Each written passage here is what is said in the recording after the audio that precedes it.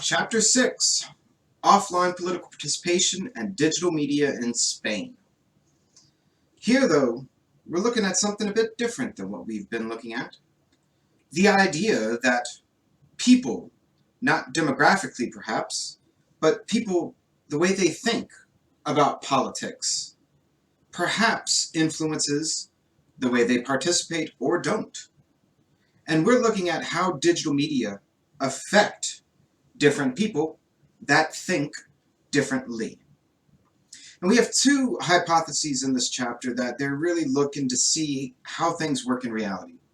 The reinforcement hypothesis and the mobilization hypothesis. Reinforcement hypothesis is simply that those individuals who are already engaged, digital media will help them be more engaged. Reinforcement hypothesis. Mobilization hypothesis, however, though, it premises that digital media will draw new people to participate in new ways. Now, here we're not going to be looking at online participation as much, but first let's think about two specific types of participation that the chapter focuses on, and that's representational and extra representational. Representational participation is also institutional means. Voting, writing a letter to a representative, going to a campaign rally, donating money. Those are representational forms of participation. Extra representational, though, protesting, boycotting, boycotting. These are things that are outside the institutional norm for participating in politics. And this chapter believes that depending on if you're talking about representational or extra representational, the type of people that participate in each differ. And therefore, how digital media affects people is dependent on those differences alone. But we'll jump more into it because this chapter also breaks down into 3 attitudinal profiles of people in Spain. And next we'll look at what those attitudinal profiles are and what are the predicted forms of political participation of each one of the 3. Now our 3 groups of people, our attitudinal profiles of people in Spain: disaffected, critical, and institutional. So we'll look at the characteristics of each and then expected behavior of each. And we'll start with disaffected people. And in many ways in the US we would simply call these people apolitical. Disaffected people, they're not really involved in politics. They don't trust the political system, and they don't feel like it's their duty or they should have to participate. So what's their expected behavior? None. They have a very, very low probability of engaging in any form of political participation. Now our next group are critical. Critical individuals, they too distrust government institutions and don't feel like they work, just like disaffected people. However, they do believe they should get involved. They do feel like it is their obligation as a citizen to change the political system if they do not like it. So what is their expected form of political participation? Well, if they don't trust government, then likely they're more probable to participate in extra representational forms of participation: protesting, boycotting, and boycotting. And in our third group, institutional. Institutional individuals, they trust institutions. They trust government. They think voting works. They're highly involved in politics. They believe it is their duty to be involved in politics. And their expected behavior? Representational forms of participation. Voting, going to a campaign, donating to a candidate. See, they participate in these forms because they believe they work. And because they believe they work, they have no need to participate in extra representational forms of participation. Something that's probably pretty relevant for what's going on right now. So our author's theory, before we go into our results, that internet use has a positive effect on extra representational forms of participation, but not necessarily on voting or other forms of representational participation. So we're being very, very specific here, something we haven't done. We're not looking at gender, we're not looking at socioeconomic status. We're looking at how you think about politics and if you use the internet. And will that motivate you to participate in a certain way? Now we're going to think about more in a little bit when we look at the results, why we're just focusing on, or rather the authors are focusing on extra representation. Why they believe the internet will only affect individuals with a proclivity to engage in protest, boycotting. So our authors run 4 different models. Our main independent variable is internet use, a scale of how often do you use it. And in each one of the different models, they have a different dependent variable. First one, they look at representational participation, not voting though. Second one, they look at just voting.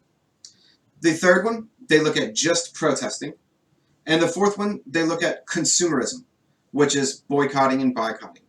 And if you're unfamiliar with the terms boycotting and boycotting, so boycotting is simply not buying a product produced by a certain country or a certain corporation. Boycotting is the opposite. It's deliberately purchasing from a specific country or a specific company. So one is punishing, the other is rewarding. All right, but that's consumerism.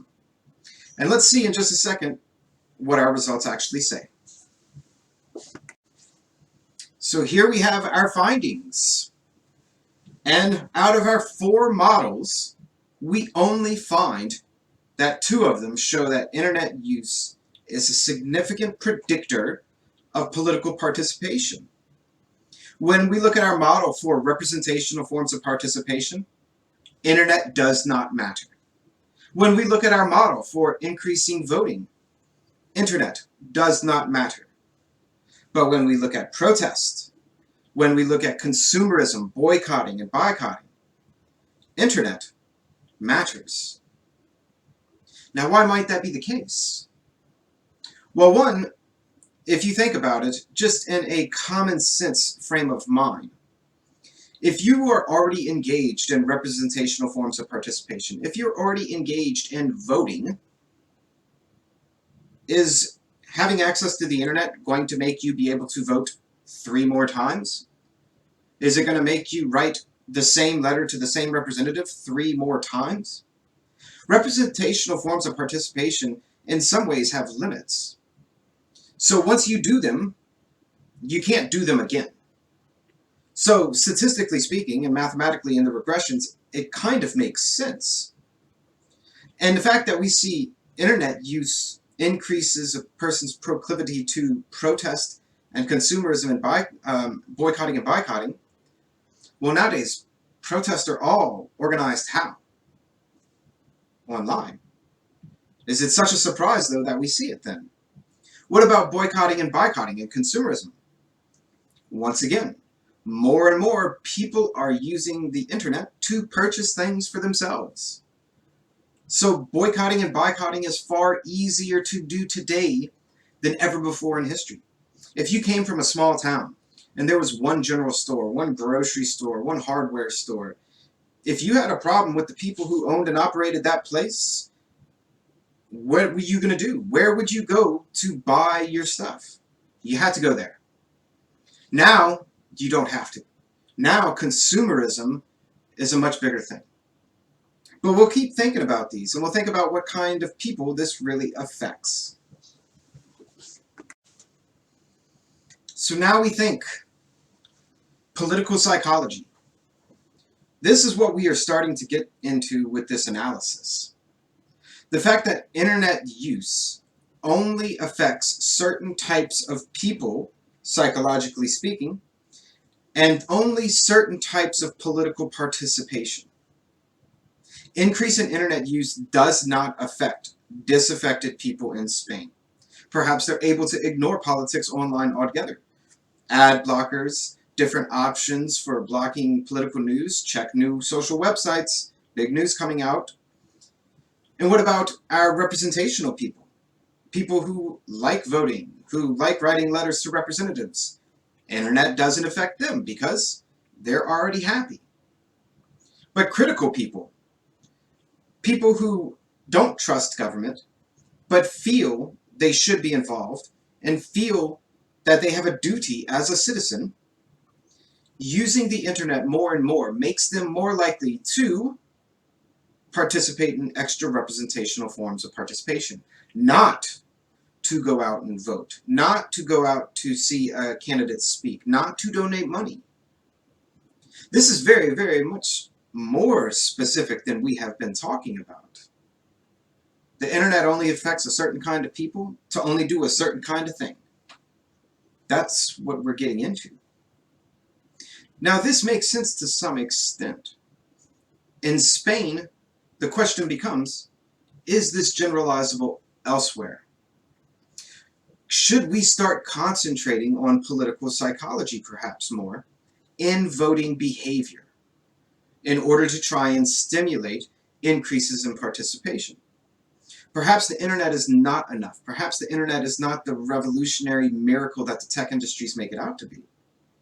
Perhaps other variables are still extremely relevant to predicting voter turnout, protest turnout, and all other forms of participation. This is something we're going to start talking about in the forums. Political psychology.